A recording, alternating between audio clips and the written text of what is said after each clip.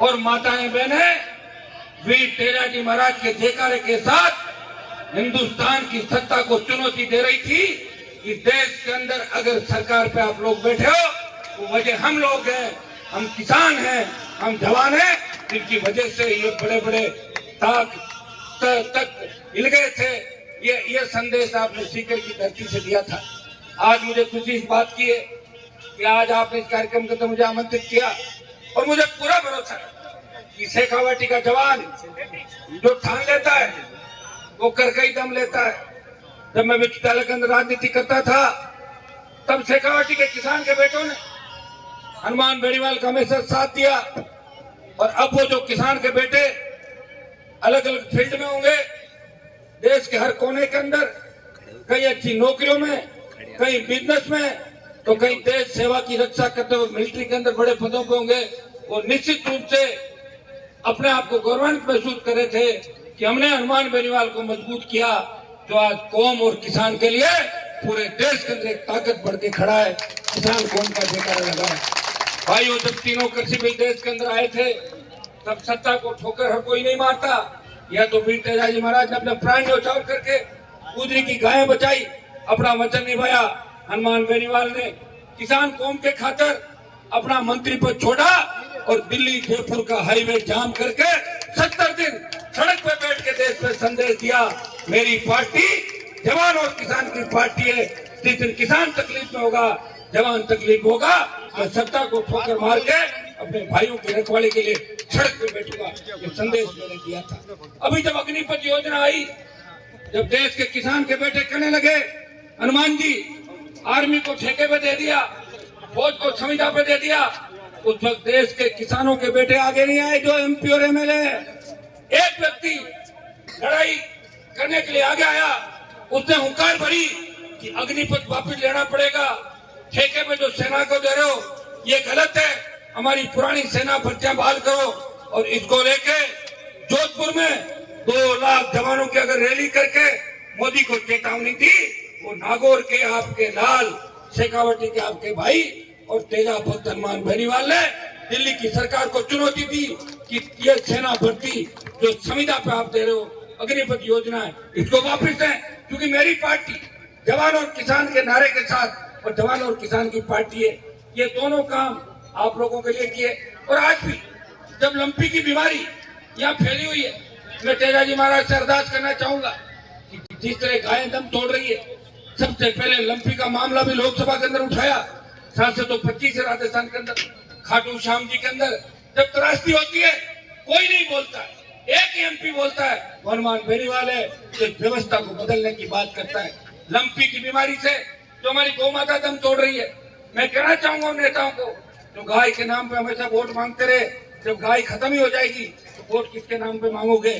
जिस तरह तेजाजी ने 1000 साल पहले गायों की रक्षा करी, मैं तेजाजी महाराज से अरदास करता हूँ कि लंपी की बीमारी को खत्म करे, हमारी गौ माता को स्वस्थ करे, और जब गाय रहेगी तभी हम लोग रहेंगे और गाय से ही सब कुछ है। भाइयों, आज यहाँ से एक संदेश सीकर छोड़ देना चाहूंगा। आज बेरोजगारी की समस्या मुंह फाड़ के खड़ी जिस तरीके से, जिस तरह रोज अखबार में पढ़ते हैं कि बेरोजगारी से तंग आके नौजवान ने आत्महत्या करी, कर्जे के बोझ के तले किसान आत्महत्या कर रहे हैं, और बेग मुक्त अपराध मुक्त राजस्थान कैसे बने। हम अपराध में ऐसे चले गए कि हमारी बालिकाएं सुरक्षित नहीं, बालक सुरक्षित नहीं। घटनाएं जो हो रही सीकर के अंदर, एक वकील जो न्याय दिलाता है लोगों को, वो इसलिए आत्महत्या कर ले कि उसका न्याय से भरोसा उठ जाए। मैं धन्यवाद दूंगा शेखावाटी के वीरों को, उसके वकील के लिए आपने संघर्ष किया, प्रयास किया, और अब सब मिलकर आने वाले समय के अंदर बेमुक्त अपराध मुक्त राजस्थान कैसे बने, हमारे शेखावाटी का विकास कैसे हो, सांगलिया का विकास कैसे हो, और तेजाजी के आदर्श राजस्थान की राजनीति में स्थापित कैसे हो।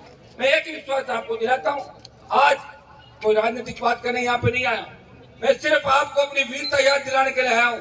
जिस तरह बजरंग बली को उसकी ताकत याद दिलाते थे और हनुमान जी महाराज बड़ी से बड़ी विपदा को टाल देते थे, इसी तरह शेखावाटी के जवानों को उनकी ताकत याद दिलाने उनका भाई उनके बीच आया है। मैं आपको आपकी ताकत याद दिला रहा हूँ। भाइयों, उठो, इस व्यवस्था को बदल दो, 2023 के अंदर सत्ता पे कब्जा करो।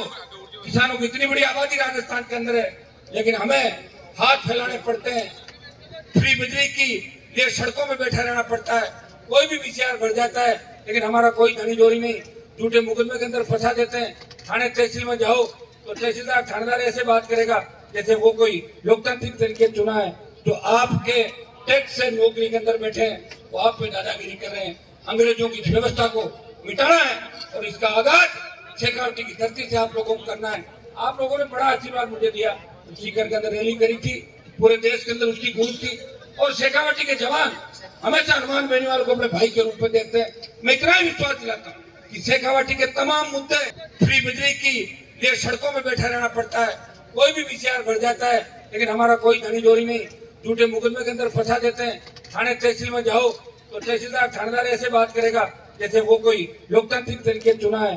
जो आपके टैक्स से नौकरी के अंदर बैठे हैं वो आप पे दादागिरी कर रहे हैं। अंग्रेजों की व्यवस्था को मिटाना है और इसका आगाज शेखावटी की धरती से आप लोगों को करना है। आप लोगों ने बड़ा आशीर्वाद मुझे दिया, सीकर के अंदर रैली करी थी, पूरे देश के अंदर उसकी गूंज थी और शेखावटी के जवान हमेशा हनुमान बेनीवाल को अपने भाई के रूप में देखते हैं।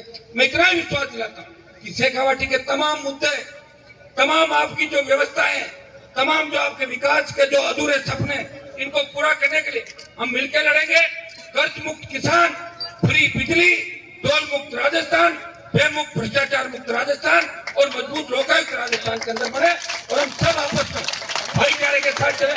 कई लोग ये भी कहते हैं हनुमान जी तो जातिवाद करते हैं। आप ये बताओ, जब जालौर के अंदर एक मेघवाल परिवार तकलीफ आता है, उसके बच्चे को मारा जाता है, हनुमान बेनीवाल उसको बचाने के लिए जाता है। देश के अंदर ऐसी कई घटनाएं होगी, प्रदेश के अंदर ऐसी कई घटनाएं होगी जहाँ बुलाया हनुमान बेनीवाल उस जाति को न्याय दिलाने के लिए, कोई सी जाति हो, मेरे संज्ञान पर मामला आना चाहिए। आज मेरे बड़े कार्यक्रम है और आप भी मुझे लंबे समय तक अपने बीच रखना चाहते हो। आज आपसे माफी चाहूंगा, बधाई दूंगा इस मंदिर निर्माण के लिए।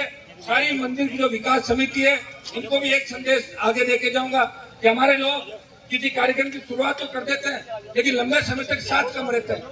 ये हमारी आदत है, मेरी सबकी अपनी आदत है। तो अपने को इस आदत को धीरे धीरे बदलना है। एक बार कोई काम हाथ में ले, उसको पूरा करना है। जिस तरह आपने मंदिर का निर्माण करके संदेश दिया कि हम आपस में लड़ते नहीं है, हम साथ रह के भी विकास की बात करते हैं। हमारी विचारधाराएं अलग अलग हो सकती है, हम वोट अलग अलग जगह डाल देते हैं, लेकिन जब हमारी कौम का और हमारी संस्कृति समाज के जब सवाल आएगा, किसान कौम की बात आएगी, तो सब एक साथ मिलकर किसानों के विरोधियों को परास्त हम राजस्थान और देश के अंदर करेंगे। इस संकल्प को आप बहुत बहुत आप लोगों को धन्यवाद, बहुत बहुत बधाई। हमेशा आपके लिए संघर्ष करता रहूंगा। धन्यवाद। जय हिंद।